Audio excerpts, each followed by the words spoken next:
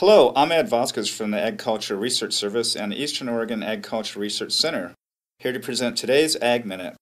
This week I'll be discussing the idea of managing soil nutrients, nitrogen, to manage invasive plant species. Invasive plants threaten the integrity of agricultural and natural systems throughout the world. One of the most significant plant invasions in North America has been the establishment of cheatgrass in arid regions of the Intermountain West. In high nutrient environments, invasive annual species have the potential to dominate because of their rapid growth rates and high biomass production. In contrast, many native species have relatively slow growth rates, but are very competitive for nutrients and limited supply. Thus, the importance of competition and growth rate in influencing plant community change may be modified by altering nutrient levels. In other words, it may be possible to manage invasive plants on rangelands by managing soil nutrients. This week, I will be discussing an ecologically-based framework for managing soil resources, such as nitrogen, to favor groups of plants that resist invasion by annual grasses, such as cheatgrass.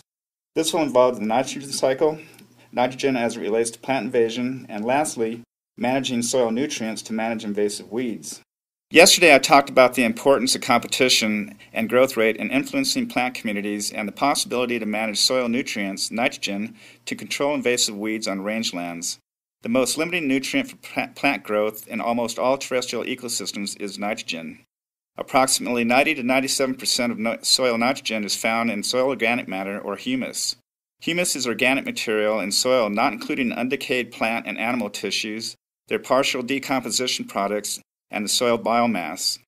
The remainder of the soil nitrogen is nitrogen in soil particles, nitrogen in water, nitrogen in root biomass, and nitrogen and microbial biomass.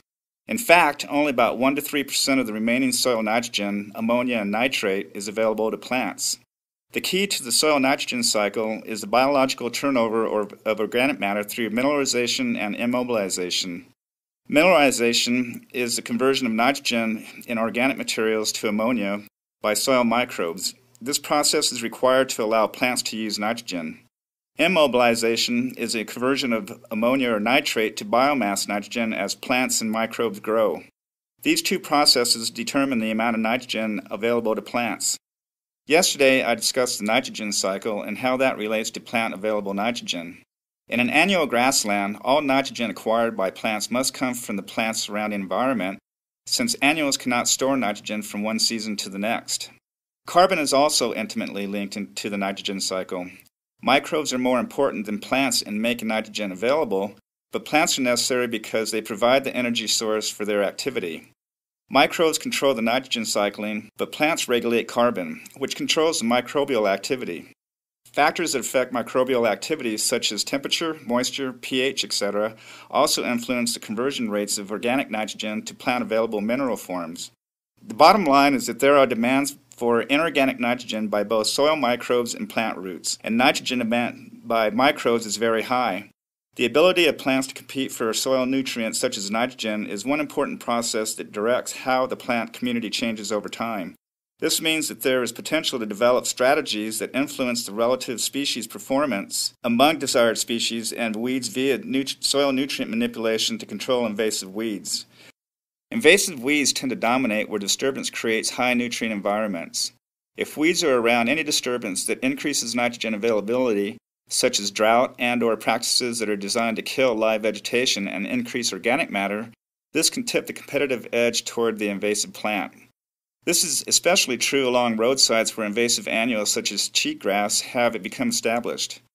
Any disturbance that happens next to these infested roadsides can allow cheatgrass to invade these newly disturbed sites where available nitrogen has increased by using their fast growth rate to capture it first.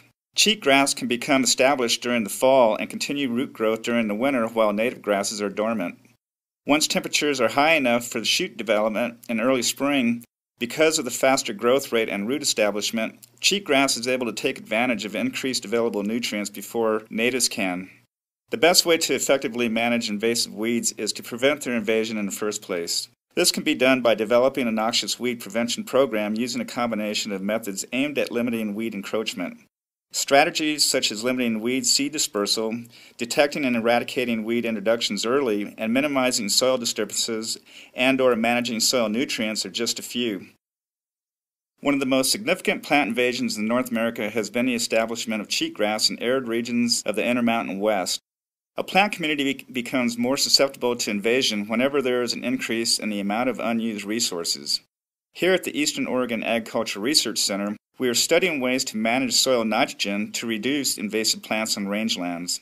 For example, it may be possible to alter microbial activity by altering carbon inputs via plant litter management to control invasive plants. This could be done through grazing practices, burning, mowing, etc. Another area we are investigating is the use of high nutrient uptake species such as annual rye, which may serve as a bridge species during restoration projects. The future of invasive weed management is moving towards an ecologically-based approach. This means gaining an understanding of the ecological causes of plant invasion and plant community succession. One day, we hope to manage the factors that drive succession in order to set a trajectory toward a weed-resistant, fire-resistant plant community over the long term. This is Ed Vasquez. Thanks for listening, and have a great weekend.